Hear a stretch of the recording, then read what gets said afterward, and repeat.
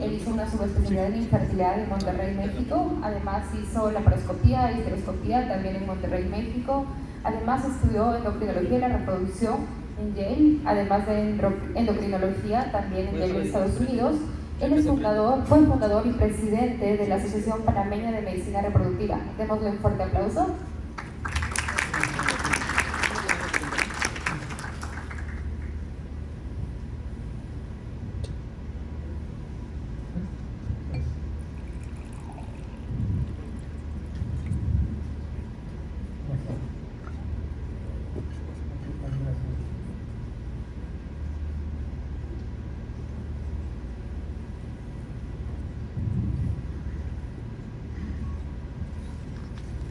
Muy buenas tardes, la verdad que me alegra estar aquí, gracias también al comité organizador del Congreso Internacional de Reproducción, de verdad un excelente congreso, y a ustedes también por estar aquí, y se nota ese interés que se tiene por siempre seguir avanzando, porque eso es lo esencial, seguir avanzando pues en nuevas técnicas, en ver cosas nuevas, pero otras veces también recordar las antiguas y al final sacar uno sus propias conclusiones de vida para ofrecer un buen servicio a nuestras pacientes que nosotros nos debemos. Este tema es un tema muy complejo al hablarse, ¿no? Que son complicaciones en los tratamientos de reproducción asistida y qué hacer ante ellos. Lo esencial aquí es, pues obviamente que no nos toque, pero como bien dice un dicho, el que no hace ningún procedimiento es el que no se le complica. O sea, siempre puede haber un punto en nuestra vida, en nuestro momento, en que podemos tener una complicación. El punto aquí es saber si ocurre, detectarlo a tiempo, sospecharlo. Y eso es lo que yo quiero darles hoy a entender, darles estas pequeñas perlas para tratar de, si en algún momento pase algo, pues tomar las medidas pertinentes. Bien, tengo que también mencionar algo. O sea, qué bonito ver esta imagen de Patrick Steptoe, John Purdue y Robert Edwards, ese 25 de julio de 1978. Se ve todo muy bien, todo muy lindo con la bebé, pero ¿cuántos debemos entender la lucha, ese esfuerzo que estas personas dieron? Fueron criticadas posiblemente, tuvieron momentos muy difíciles, sacaron lágrimas, pero ahí está el ver ese logro. Y eso es lo que yo les quiero a ustedes entusiasmar en esta presentación, motivarlos a ustedes a que tenemos que seguir adelante en este conocimiento y en este esfuerzo para poder dar esa alegría, porque al final también eso es lo que nos queda, pues esa satisfacción personal de que lo estamos haciendo bien, en beneficio de esta sociedad.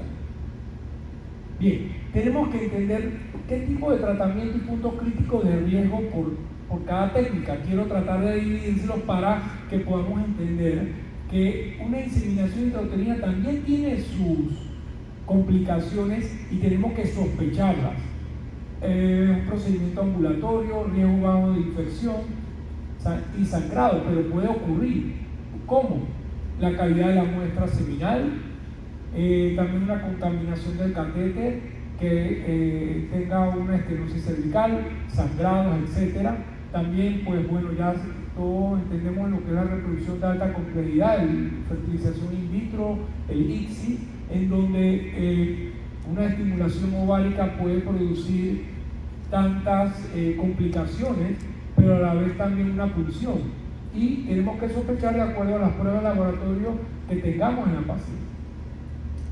Es esencial individualizar los protocolos de estimulación y la manipulación embrionaria, que no puede tampoco dejarlo, porque también puede haber un error en una manipulación embrionaria.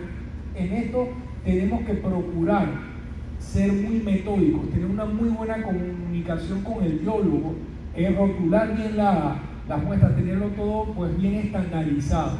¿Para qué? Para minimizar errores. Y también la ovodonación. Hemos visto también complicaciones con donantes por querer en teoría tratar de tener una mayor cantidad de óvulos. y lo que podemos hacer es complicar a una paciente donante. Pues yo he visto que se han complicado hasta pacientes donantes, y qué bien que tengamos diferentes protocolos, porque ese es el objetivo, tener diferentes protocolos para poder ofrecer lo mejor y también a la vez minimizar lo que son los riesgos de las complicaciones. Tenemos lo que es la criopreservación, que nos ha ayudado muchísimo, ya que cuando vemos que una paciente se nos sobreestimula posiblemente con ciertos síntomas y signos que ya tiene, podemos pues suspender la transferencia en fresco y la posponemos. Bien, y como les digo, siempre tener un consentimiento informado. El consentimiento informado es muy importante porque eso, legalmente hablando, es lo que nos ampara, pero sobre todo esa buena comunicación que tenemos que tener con nuestra paciente. Bien, la clasificación de las complicaciones la podemos tener inmediatas, tempranas y tardías. No quiero tampoco extenderme mucho en esto, pero es esencial para uno poder sospechar. Es importante, sobre todo inmediata. ¿Qué puede ser?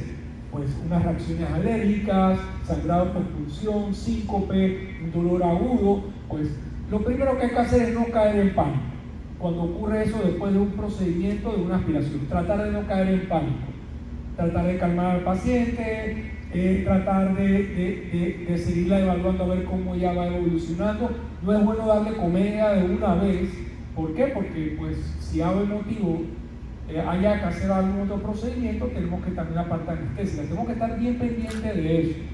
Y lo esencial es que la paciente sienta que nos está importando, no es nada más hacer la punción y hasta luego, no. Es estar pendiente y darle seguimiento posiblemente de lo más mínimo, que puede ser una reacción a la anestesia, algunos cólicos, y que ya se le puede ir mejorando. No vamos a sospechar ya de una vez que va a haber una complicación. Bien, también las tempranas, que están son entre 24 horas y 6 semanas, que puede ser la síndrome de hiperestimulación ovárica, una infección pélvica, endometriosis subagudo, tromboembolismo precoz.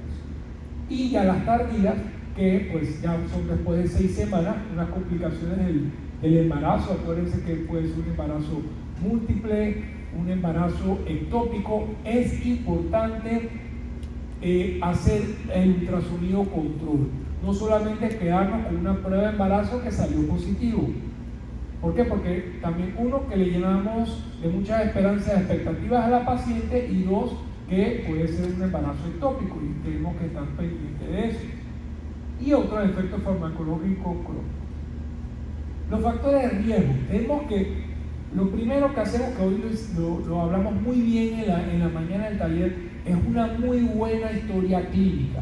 A veces llegan tantos números de pacientes y un volumen que a veces se nos escapa eso, y la paciente puede tener alguna comorbilidad, y es esencial entenderlo de que la tiene. ¿Cómo qué? Primero, su edad materna, ya sabemos, mayor de 35 años, puede aumentar su riesgo de fallo, su índice de masa corporal. Es importante. ¿Por qué? Porque nos dificulta un poquito más el procedimiento, mala respuesta, ciertas complicaciones anestésicas, aunque sea una sedación. La reserva ovárica, con la hormona antimuleriana, si está muy alta, hay que tener mucho cuidado porque se puede sobreestimular la paciente, ya que al estar alta puede ser que tenga lo que es ovario poliquístico y te puede responder en exceso, ya que como muchos sabemos, el ovario poliquístico son folículos que quedan rezagados, pero como empiezas a estimular a la paciente, pueden responder bastante y pueden producir síndrome de hiperestimulación ovárica, o a diferencia que si está muy baja, pues una baja respuesta y más ciclo fallido. Condiciones médicas. Tenemos que preguntar qué antecedentes de condiciones médicas tiene la paciente. Protocolo. Los protocolos es esencial. Estímulos agresivos. A veces teníamos una manera de pensar de que si yo estimulaba con más medicamentos, mayor cantidad de óvulos yo extraía. Sí, pero se ha visto que puedes tener una mayor cantidad a veces de óvulos, pero al fin lo que queremos es una buena calidad de óvulos, una cantidad adecuada, pero una muy buena calidad también de óvulos. Así que es importante entender eso y no sobreestimular a una paciente de manera innecesaria. Bueno, nada más como para pues darles un esquema de las posibles complicaciones que pueden venir, síndrome de hiperestimulación ovárica, de estos procedimientos. Ya por suerte, lo que es la hiperestimulación ovárica y también de los embarazos múltiples, con la de tanta tecnología hoy en día que se disminuye la transferencia de embriones y con lo que son las congelaciones de los embriones, ha hecho de que esto vaya pues disminuyendo. Yo quisiera que decirles en cero, pero obviamente es un poco difícil, pero sí definitivamente se está viendo menos comparado a años anteriores. O sea que sí ha existido un avance en minimizar las complicaciones en lo que es la síndrome de hiperestimulación ovárica, pues el embarazo múltiple, como todos sabemos, es un embarazo de alto riesgo. Las pulsiones, mucho cuidado con las pulsiones. Pareciera un procedimiento sencillo, pero siempre es bueno orientarse por el ultrasonido. Ya la mayoría de los ultrasonidos tienen Doppler, ver la parte vascular, qué es lo que estamos funcionando, no hacer las cosas de manera acelerada. Eso lo estábamos hablando. A veces muchos profesionales que no quiero hacer las cosas rápido, que yo sé que no, es importante tomarse su tiempo de una manera adecuada para hacer un buen procedimiento. Embarazo ectópico, y pues también hay aumento de la incidencia de abortos, ¿no? De acuerdo a la edad de la paciente.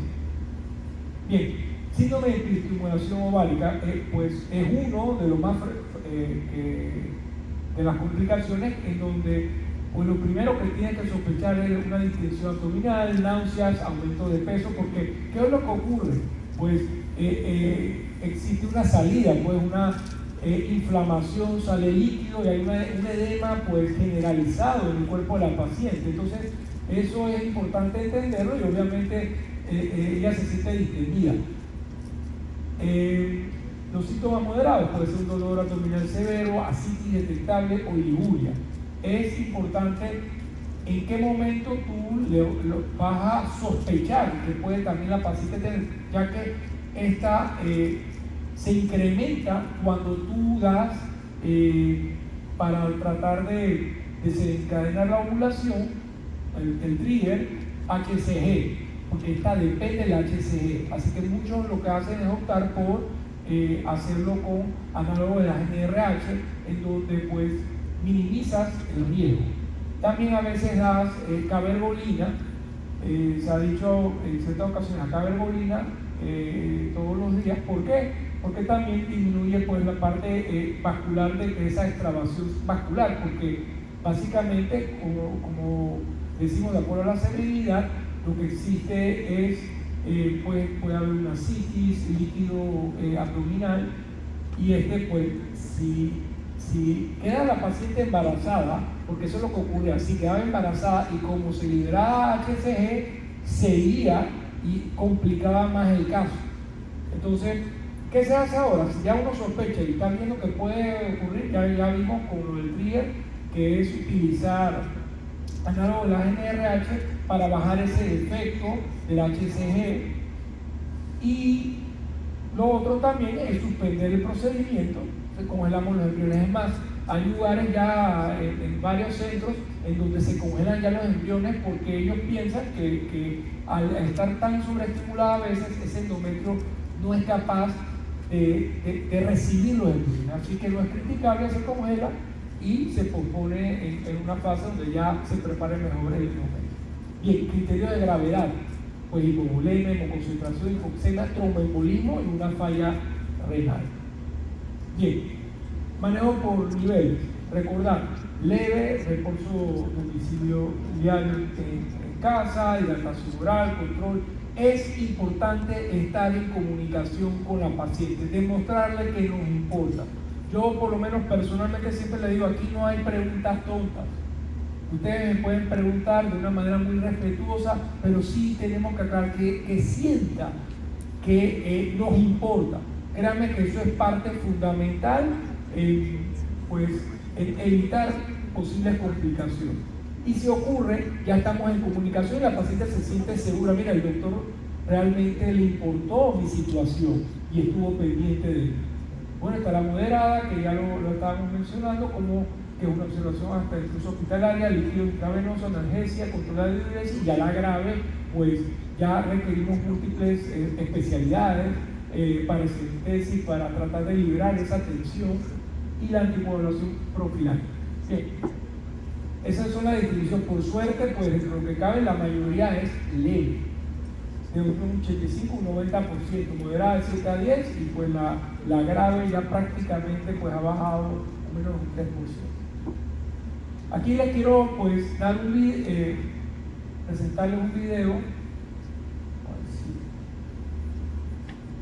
donde qué bien se ve tratar de hacer una aspiración folicular con un transductor vaginal.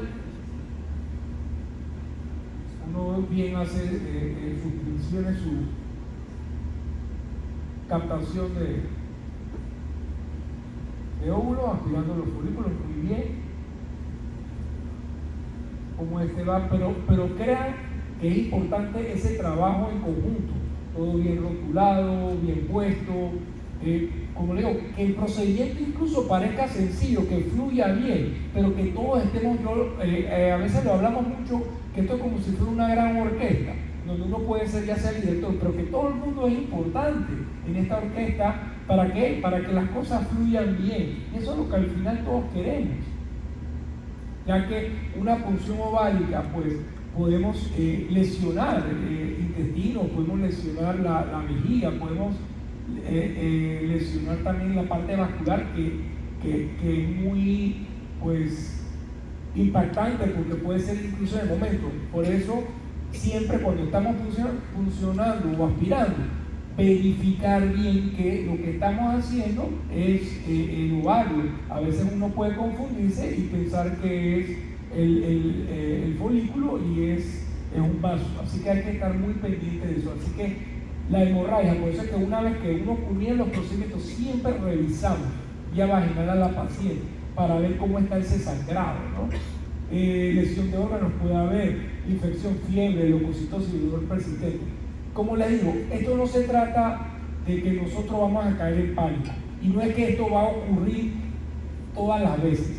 Le estamos dando un ejemplo, ciertas perlas, para que ustedes, si ocurre en un momento dado, sospechar de lo más simple a lo más complejo.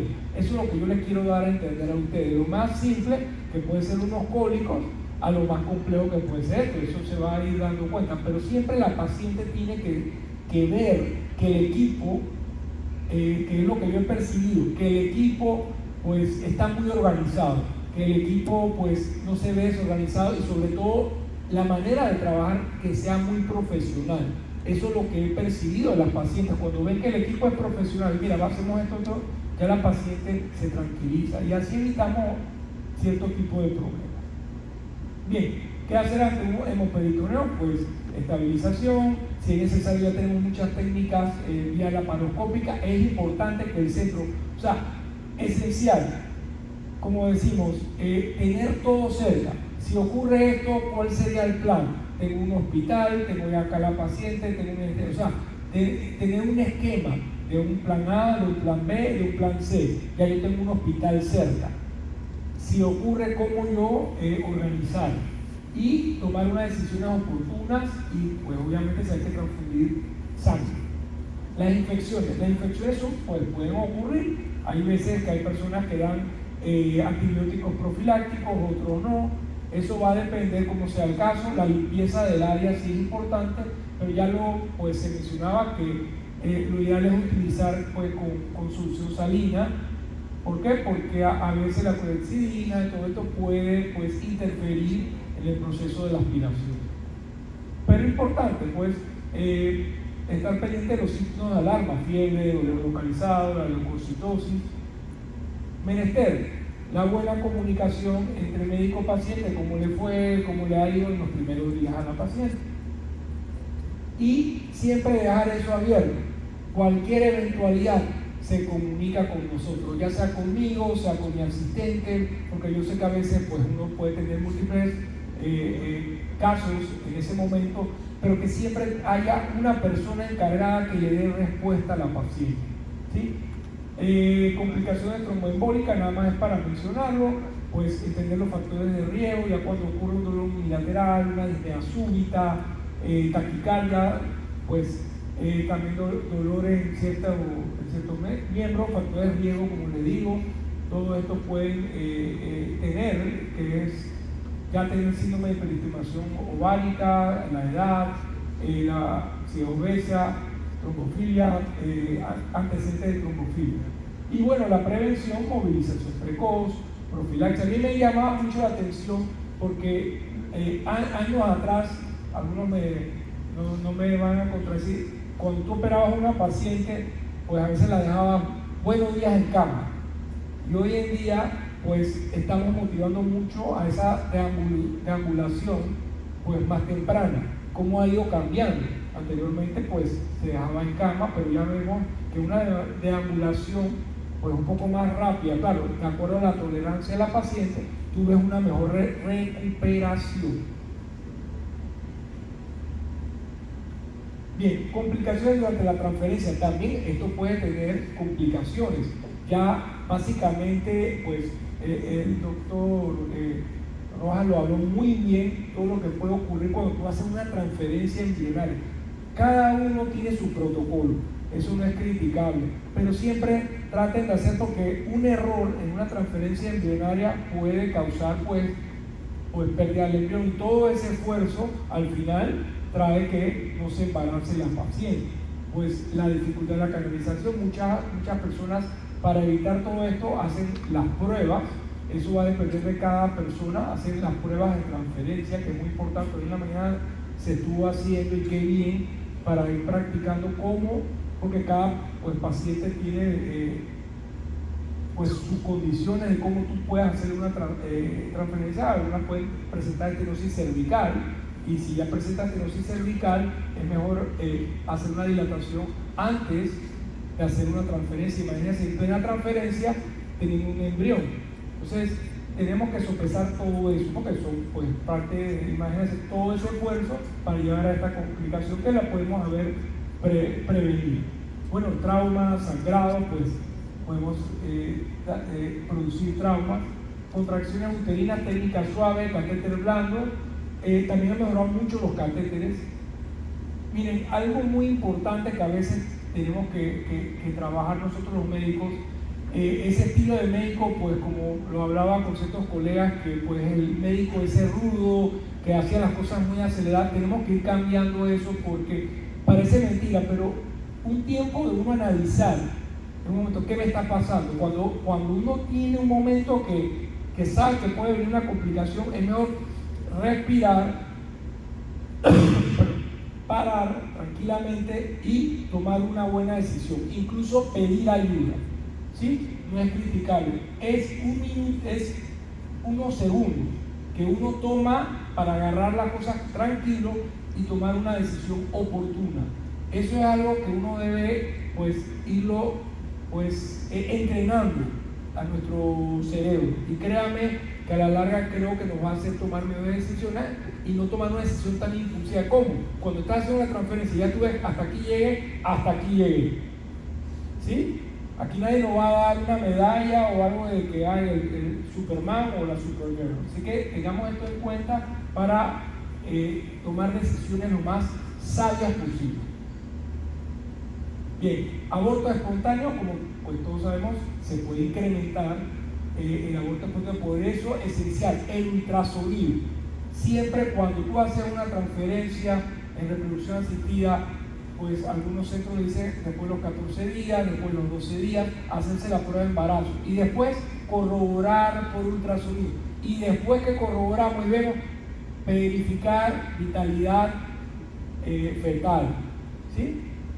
Esencial. Y siempre verificar los anexos, porque puede ser incluso un heterotópico. Entonces, estar muy pendiente de eso.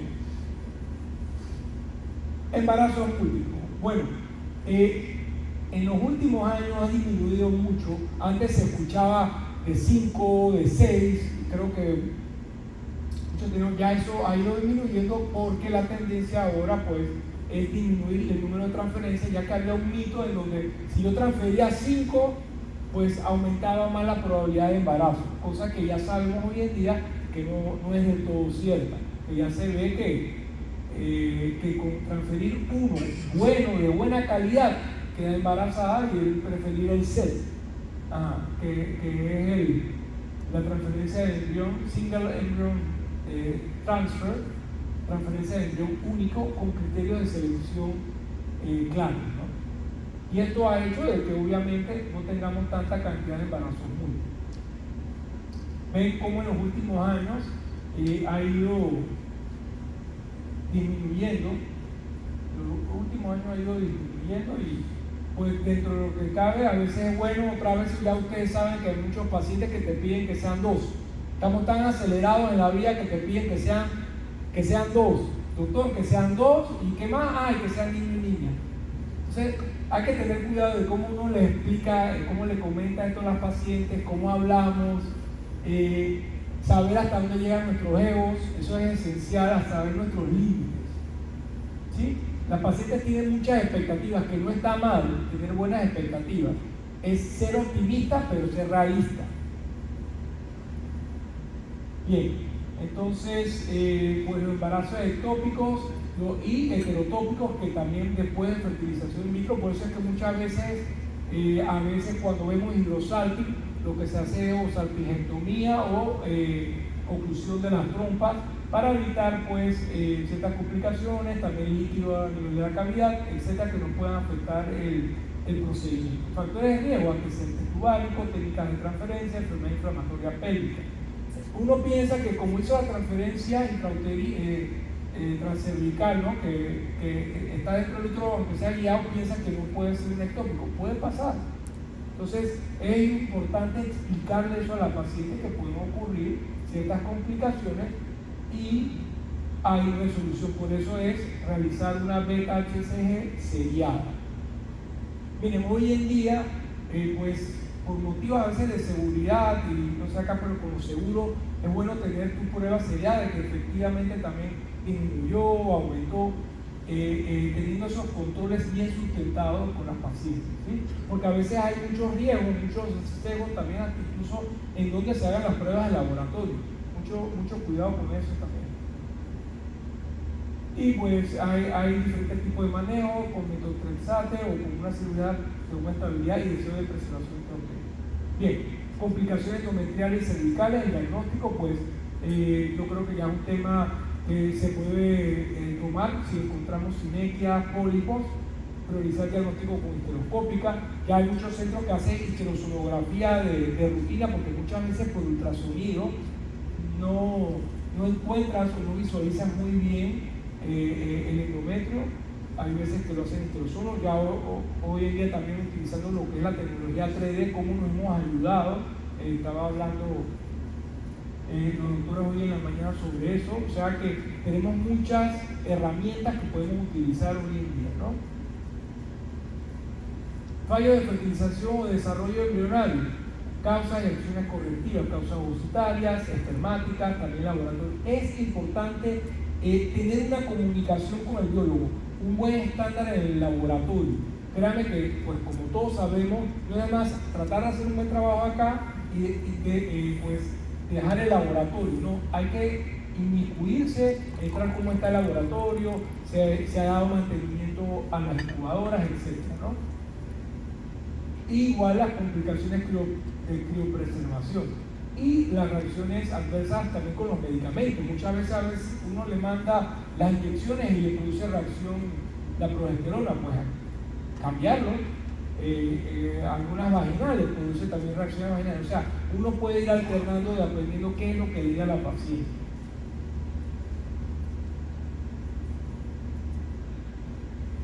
También no podemos olvidar si la parte paterna, cuando hacemos la biopsia testicular, también puede haber o del epidídimo.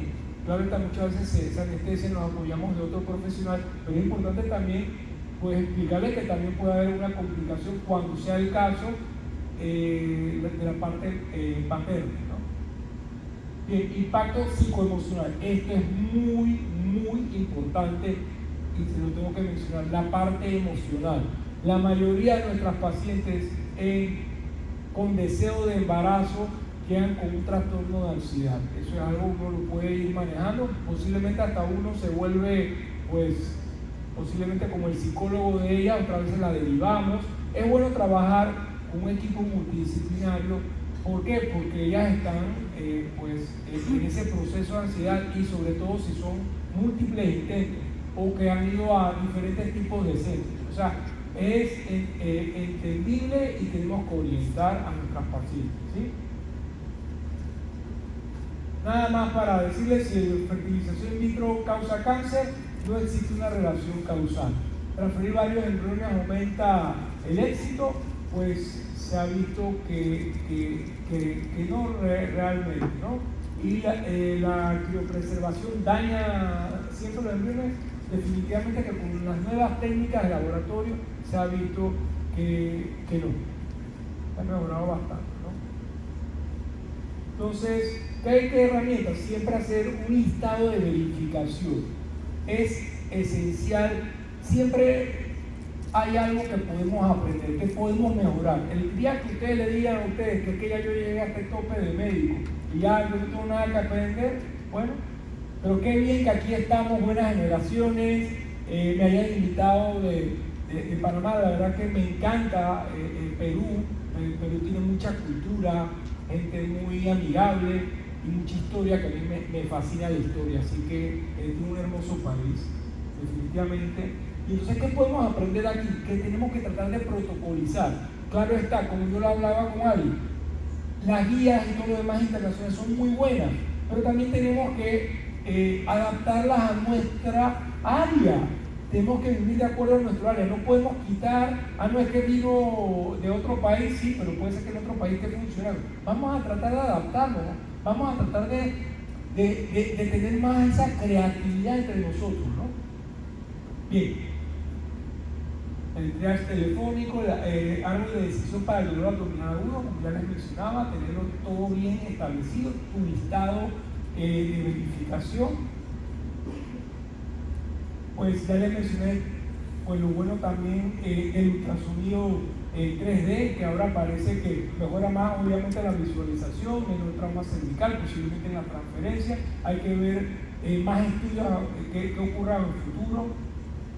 El impacto psicológico, como les dije, fundamental. Y importante, ese manejo integral con nuestra paciente, que ella nos vea, que no somos nada más el típico médico, el que vengo, hago mi procedimiento, chao y cuídese mucho, y si quedó embarazada bien, sino demostrarle ese grado de empatía, ese grado de que estamos con ella, porque muchas de estas pacientes están sufriendo de trastornos emocionales. ¿Qué podemos concluir de esto? Bien, y los pasos a seguir. Puntos clave: una buena comunicación médico-paciente y entre colegas también, ¿por qué no decirlo? Por eso es que estamos todos aquí, para tratar de ir mejorando, de ir en ese crecimiento constante. Yo, como le decía a alguien, yo todo el tiempo estoy mejorando en cómo yo hago mis gesticulaciones, cómo mejoro mi vocabulario, mi manera de hablar. Sí es importante hablar de una manera adecuada. Se proyecta profesionalismo. Eso tenemos que tratar de fomentarlo. No es lo mismo ser humilde que tratar de ser mangabo. No sé si aquí, como se dice, tenemos una persona que no puede ser muy humilde, pero que tu manera de hablar proyecte ese profesionalismo. Es esencial eso. Las acciones prioritarias: implementar estas listas de verificación, formación que ya sea estandarizado, ya sea telefónico, presencial. Si estamos muy ocupados, tengamos nuestra asistente que también nos apoye. Miren cómo creamos esa, yo por lo menos de parte mía, con mi asistente, creamos esa proyección como grupo, y eso lo nota la paciente y lo siente como acogedor, que esta clínica realmente me acoge y me tiene que ir. Y los recursos, protocolos internos, contacto de urgencia y evaluación psicológica, si fuera el caso. Bien, aquí que les traigo.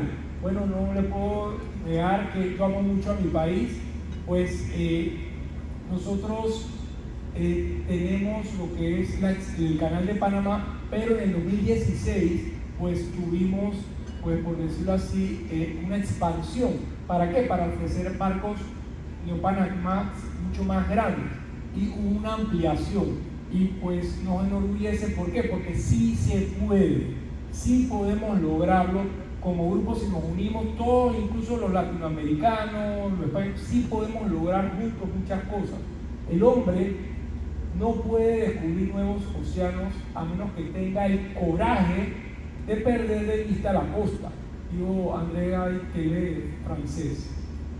Es importante entender esa parte de que tenemos que proponer. A veces las metas nos pueden costar mucho, pero a la larga, cuando vemos los resultados, nos da mucha felicidad. Y esto es un vivo ejemplo de que se pueden hacer las cosas. Muchos años dependimos de los norteamericanos y ahora pues el canal está para todo el resto del mundo. Vámonos para mí. Gracias.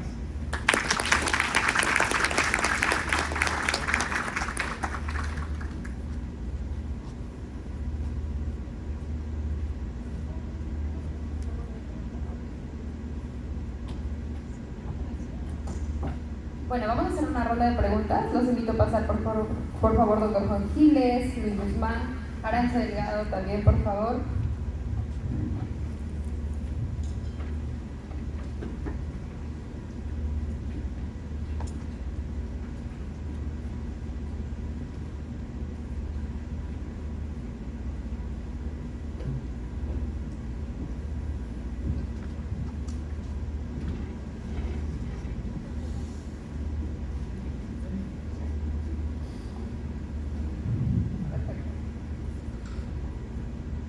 Entonces me gustaría saber si ustedes tienen alguna pregunta para nuestros ponentes.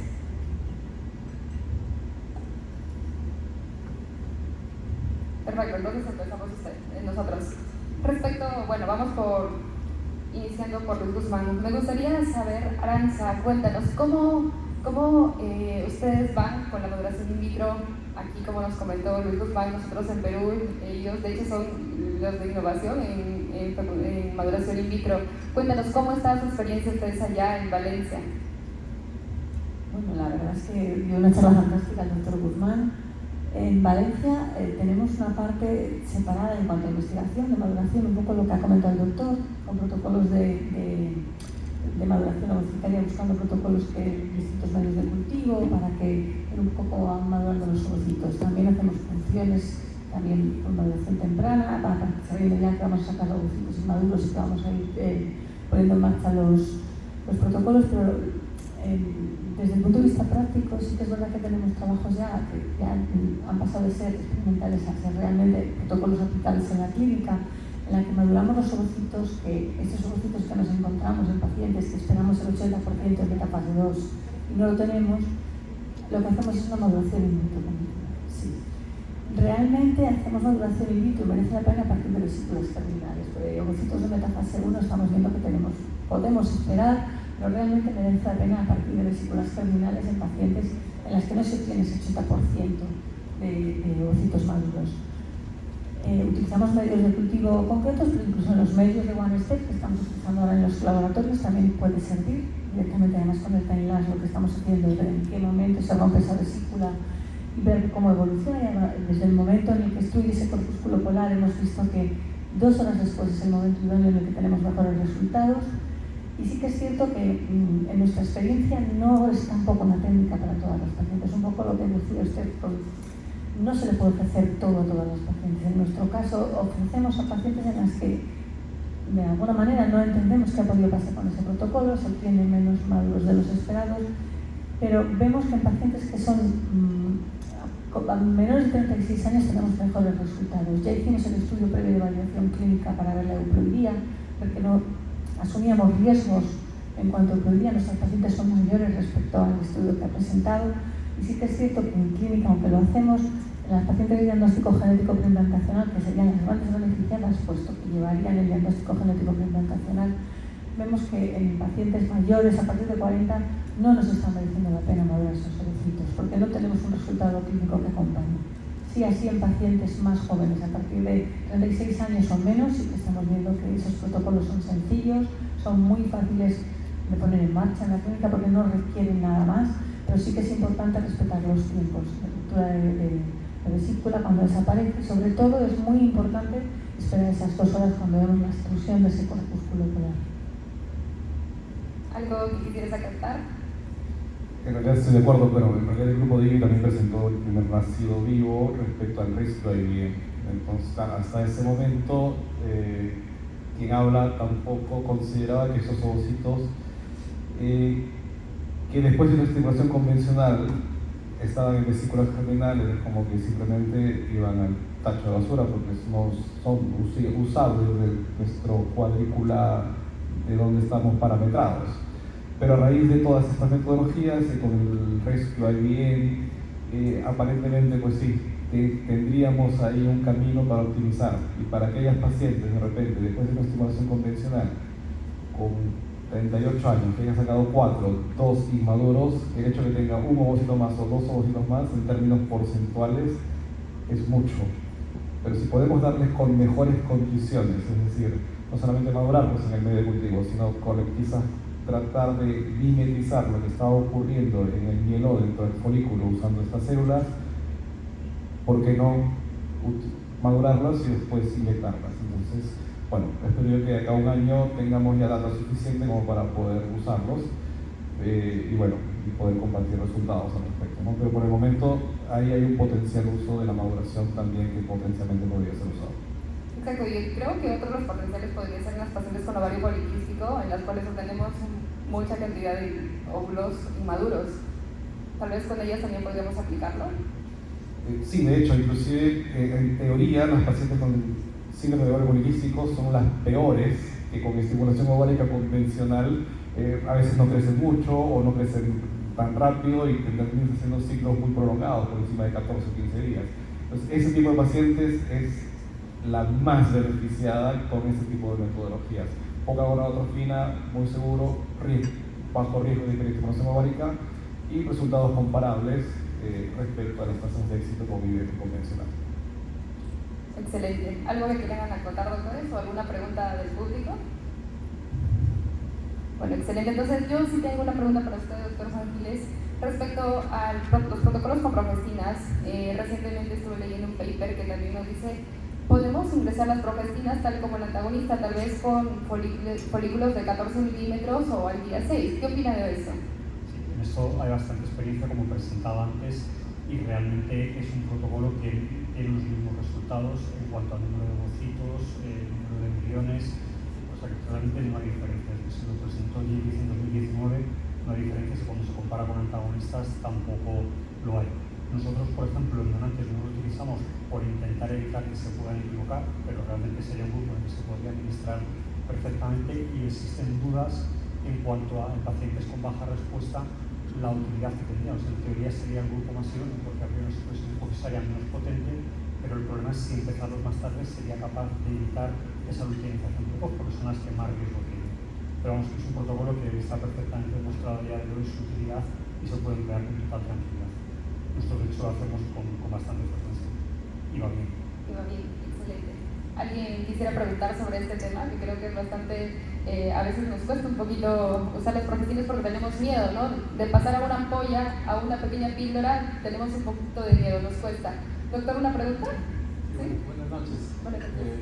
Doctor, quería preguntarle en los protocolos DUSTIN, la progestina se usa continuo y si tiene el nuevo protocolo con la coleoproteopina alfa, que es la elomba, si se usa continuo para ser un protocolo más amigable en pacientes que van al DUSTIN.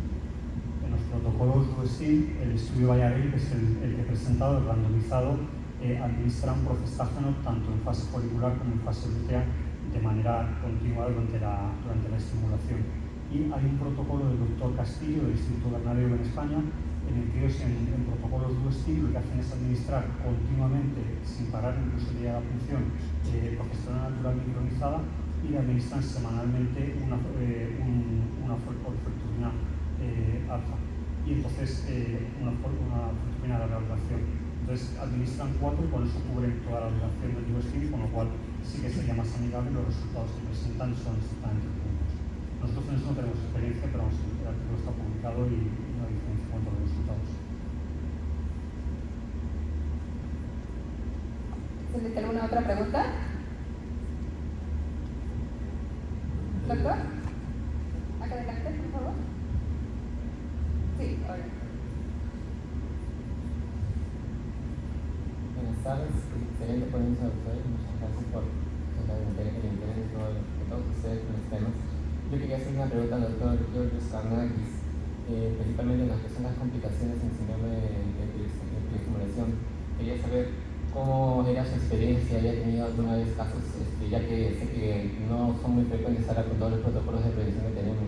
Además de eso, en todos los casos en los cuales tengan un síndrome de preestimulación ovárica con beta-HCG positivo, ¿requiere de métodos abortivos siempre o ha habido algunos casos en el cual se ha podido preservar el embarazo? Bueno, eso va de muy buena pregunta. La verdad que ya últimamente ya no se ve por lo que les he dicho, pero las veces que se ha visto es porque, como bien dices, se transfiere, la paciente queda embarazada y queda pues posiblemente unidad de cuidado intensivo. Así como nosotros hemos avanzado en lo que es medicina reproductiva, se ha avanzado mucho en lo que es materno-fetal y hay otra área en ginecología que es obstetricia crítica, que pues yo creo que acá también que obstetricia crítica manejan muy bien estos casos, que son pacientes pues básicamente embarazadas, se les trata y obviamente se intenta pues controlar la situación dependiendo de qué tan severo es, ¿no? Para no llegar a lo que usted dice, ¿no? Que es lo que la parte del abuso terapéutico. Pero por lo usual pues se manejaba y podía la paciente salir, pero ya las recomendaciones, como te digo, se suspende y se propone para hacer una transferencia posterior. Gracias. Como nadador. Una pregunta por aquí, ¿sí, doctor?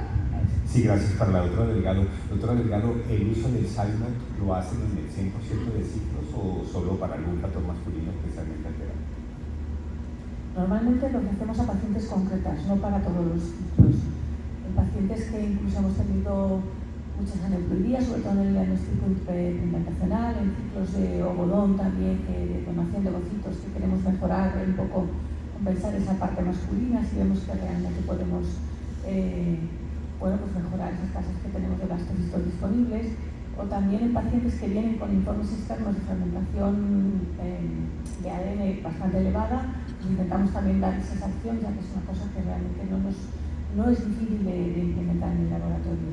No es para todos, pero la verdad es que los resultados que estamos teniendo en cuanto a tasas de blastulación de blastos útiles son elevadas, porque vemos que la reparación por parte del ovocito con un semen mejor, bueno, pues que nos está dando mejores resultados. Es verdad que en el programa de donación de óvulos hemos visto menos ventaja, puesto que a estos ovocitos jóvenes hemos visto menos ese efecto, ¿no?, de reparación de ovocitos sobre un esperma mejorado. Pero bueno, digamos que no es para todo el mundo. En pacientes con muchos ciclos o con fallos de implantación también podríamos. Hay que, como dice el doctor Karnakis, hay que hacer un tratamiento muy personalizado. Ya no podemos darle a todas lo mismo, ni pensar que todo, hacer para todos nunca ha funcionado y ahora muchísimo menos para la medicina personalizada. Creo que en factor masculino muy severo en ciclofosfemias ahí no podríamos ofrecerlo, precisamente porque el dispositivo no nos permite una recuperación exitosa, pero creo que en determinados casos de pacientes, por ejemplo, para mejorar y tener más blastos disponibles, por ejemplo, en el programa de PCT sí que lo recomendaría. Excelente. Y otra preguntita para el doctor Pérez. Doctor, el uso del PPOS en ciclos en los cuales no se prevé que haya un freeze-fall, ¿en qué porcentaje lo usan? ¿O solamente lo usan en ciclos en los cuales está perfectamente indicado? Por ejemplo, una paciente con SOP, ¿se usa de antemano un PPOS porque quieren segmentar el ciclo? ¿O hay ejemplos? Como he comentado, nosotros los PPOs de entrada solamente los planteamos en aquellos casos que no vamos a realizar transferencia embrionaria en fresco. Los artículos que hay publicados son fundamentalmente en China, donde ellos aducen problemas de desplazamiento, fundamentalmente, o en otras pacientes que planteen que van a vitrificar, aunque se puede hacer transferencia en fresco. Nosotros de entrada no lo empleamos. Lo que sí que se puede hacer, por ejemplo, en una paciente con ovario poliquístico, que tú inicialmente preveas que se va a hacer un transfer en fresco, cuando vas viendo cómo va la estimulación y en el momento de iniciar el antagonista ya ves que tiene una alta respuesta, ahí sí lo que se puede hacer es, en vez de emplear el antagonista, sustituirlo por un progestágeno porque va a ser más cómodo y menos costoso para la paciente. Pero nosotros, si creemos que se puede hacer transfusión fresco, siempre lo vamos con un antagonista. De hecho, el progestágeno no lo puede sustituir y debemos de hacer aquello que sea lo más idóneo para cada paciente, y no realizarlo, recordamos antes, de café para todos. Excelente. No sé si hay alguna otra pregunta. Bueno, vamos a dar por terminada ya la charla y esta parte porque estamos un poquito cortos de tiempo para dar pase a la conferencia magistral con el doctor Juan Carlos Rojas que va a presentar. Muchas gracias, doctores, excelentes ponencias. Gracias.